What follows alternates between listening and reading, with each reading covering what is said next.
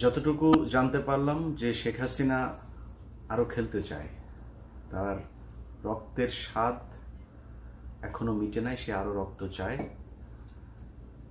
অতএব সে কতক্ষণ থাকতে পারবে সেটা পরের কথা, কিন্তু তাকে সরানোর জন্য যতক্ষণ সে যুদ্ধ করতে চায় ততক্ষণ যুদ্ধ চালিয়ে যাওয়ার মতো যেই কৌশল, যে প্রস্তুতি, সেটা রাখতে হবে। হতে পারে আবারও ইন্টারনেট বন্ধ করে দিয়েছে, আবারও সে আগের মতোই একটা হত্যাযজ্ঞ চালাতে পারে।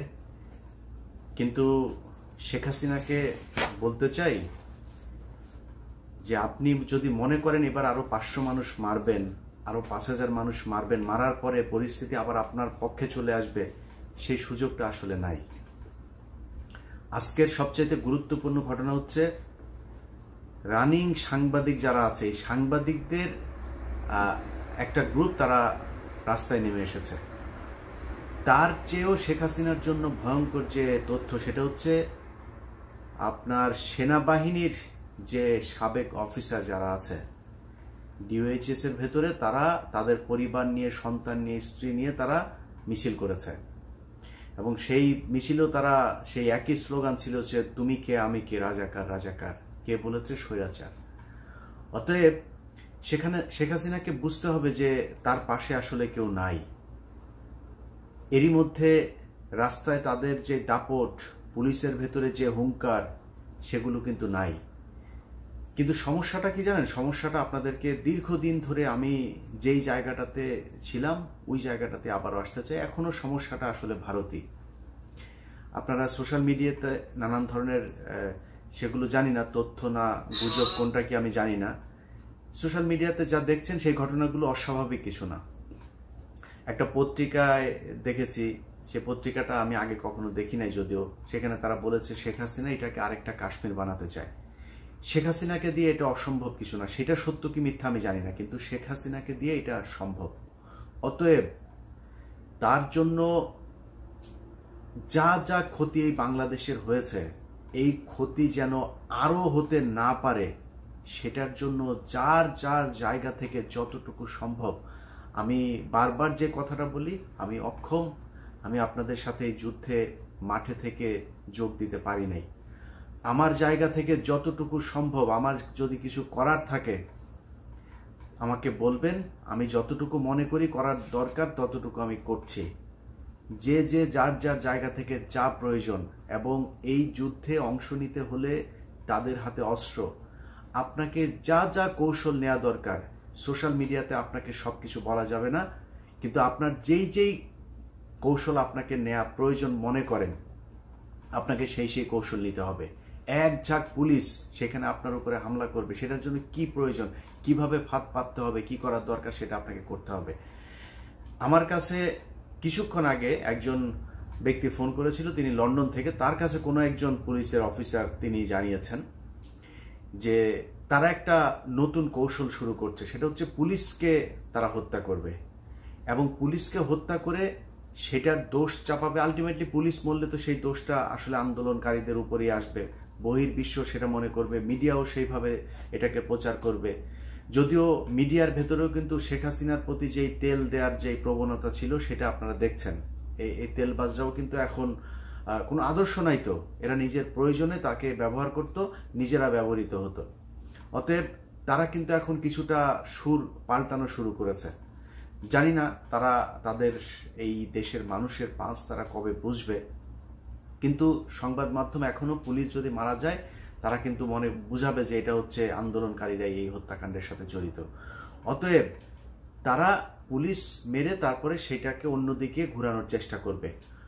আমি মনে করি যারা পুলিশে আছেন, বিশেষ করে পুলিশে যারা আছেন, সরাসরি আপনাদেরকে মাঠে নামানো হচ্ছে। আপনাদেরকে বুঝতে হবে যে আপনাদেরকে বলির পাঠা বানাতে পারে। গতকালকে একটা ভিডিও দেখলাম, সেখানে পুলিশের একজন অফিসার সে গালাগালি করছে, আগে যাও, সামনে যাও, গুলি করো, কেউ তার কথা শুনছে না, গালাগালি করে তারপর পেছন থেকে সামনে নিয়ে আসার চেষ্টা করছে।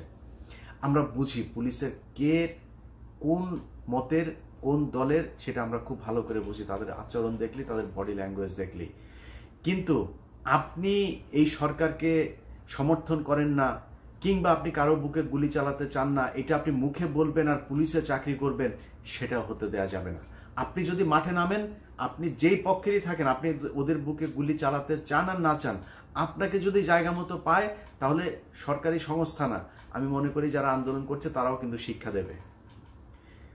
এদের ভেতরে যে মানবতা, যেভাবে পুলিশগুলো মারা গিয়েছে, খুলনায় যে মারা যাওয়া পুলিশের আপনি দেখেন, যেভাবে তাদেরকে রক্তাক্ত করে মারা হয়েছে, আমি মনে করি এটা বাংলাদেশে এই যে শেখ মুজিবের যে অবৈধ যে পয়দা, এই ছাত্রলীগ যুবলীগ ছাড়া এইভাবে সাধারণ শিক্ষার্থীদের পক্ষে এইভাবে মানুষ মারা সম্ভব না।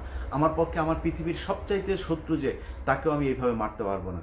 সো এই কাজ তাদেরকে দিয়ে, আপনারা দেখেছেন আগের ভিডিওগুলোতেও যে শিক্ষার্থীরা পুলিশকে বাঁচাচ্ছে, কেউ একজন মারার চেষ্টা করছে, শিক্ষার্থীরা তাকে নিয়ে তারপরে জুস খাওয়াচ্ছে, পানি খাওয়াচ্ছে, তাকে বাঁচানোর চেষ্টা করছে। এটা শিক্ষার্থী, তাদের ভেতরে মানবতা আছে। যত শত্রুই হোক, তারা তাদের প্রতি এতটা নৃশংস হতে পারবে না। সো এই খুলনার ঘটনার সাথে আমি মনে করি সরকারি সংস্থা এবং এই শেখ মুজিবের যে পয়দা, ছাত্রলীগ যুবলীগ, এরাই জড়িত। কিন্তু আপনাকে বাঁচার জন্য দেশের এই অবস্থায়, দেশে এখন একটা যুদ্ধ চলছে, একদম লিটারালি এটা একটা যুদ্ধ, এটা মনে করার কোনো কারণ নাই এটা রাজনৈতিক কোনো একটা মানে কিছু চলছে। এই যুদ্ধে জয় পরাজয়, যার জয় হবে সে আপনার বাংলাদেশের মালিক হবে, যার পরাজিত হবে তাকে আবার ফের ধরতে হবে। অতএব আপনি এই যুদ্ধের ভেতরে স্বাভাবিক চিন্তা করলে হবে না যে আমার বউকে কি খাওয়াবো, বাচ্চাকে কি খাওয়াবো, বেতন না পেলে কি হবে। আমি আপনাদেরকে কথা দিচ্ছি, আমার সেই ক্ষমতা নাই, কিন্তু আমি যদি একজন কনস্টেবল চাকরি থেকে অব্যাহতি নেয়, তাকে এএসআই করে আবার ফের চাকরিতে যোগদান করানোর জন্য যা প্রয়োজন, সেটা আমার জায়গা থেকে যতটুকু প্রয়োজন আমি করার চেষ্টা করব। আমি সেই প্রস্তাব তাদের কাছে রাখবো। একজন এএসআই যদি চাকরি থেকে অব্যাহতি দেয়, সে এসআই হয়ে তারপরে ঢুকবে। একজন এসআই যদি অব্যাহতি নেয়, সে ইন্সপেক্টর হয়ে ঢুকবে। ঠিক এইভাবে যে যেই পদ থেকে সরবে, তার এক পদোন্নতি দিয়ে তারপরে তাকে চাকরিতে ঢুকানোর ব্যবস্থা করবে। কিন্তু আপনাকে সেটা এখন করতে হবে। আপনি এই ঘটনা চলে যাবে, তারপরে এসে বলবেন আমি আসলে ওদের সাথে এগুলো দেখে আমার খারাপ লাগতো, চাকরির জন্য কিছু করার নেই, না, এটা বলা যাবে না। প্রতিটা জায়গায় সাংবাদিকতা বলেন, সেনাবাহিনী বলেন, পুলিশ বলেন, বিজিবি বলেন, সবাইকে চাকরি ছেড়ে দিয়ে তারপরে বুঝাইতে হবে। সচিবালয়ে যারা আছেন, প্রশাসনে যারা আছেন, আমলা যারা আছেন, তাদেরকে চাকরি ছেড়ে দিয়ে তারপরে বলতে হবে যে আমি দেশের এই ক্রান্তি লগ্নে, আমি যারা এই দেশের এই স্বাধীনতার পক্ষে কাজ করেছে, আমি তাদের পক্ষে ছিলাম। চাকরি যাওয়ার পরে, যুদ্ধ শেষ হওয়ার পরে আপনি কার দলের কি দলের সেটা যাচাই বাছাই করা হবে। যারা থাকবেন তাদেরকে মনে করা হবে যে আপনারা তাদের দলের, এই হত্যাকারীদের দলের, এবং আপনারাও খুনি। অতএব আপনাদের সেই হিসাবে বিচার হবে। এখন আপনারা বিচারের মুখোমুখি হবেন না পুরস্কার নেবেন, সেটা আপনাদের ব্যাপার।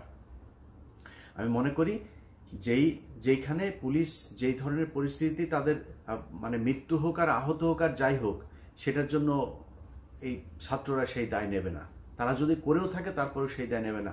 আর আপনার পরিবার মায়া কান্না করলে আমরা শুনবো না যে উনি তো ভালো ছিল, উনি তো বিএনপি মানে আওয়ামী লীগ করতো না, উনি তো কোনো রাজনীতি করে নাই, এইসব বলে লাভ নাই। আপনি এখানে ছাত্রদের মানে আপনি বাংলাদেশের মানুষের বিরুদ্ধে বন্দুক নিয়ে দাঁড়িয়েছেন, আপনি এই দেশের শত্রু। সো আপনার সেটা পানিশমেন্ট হওয়া জরুরি। আপনার পানিশমেন্টটা যদি হয়, তাহলে সেটা ঠিকই আছে।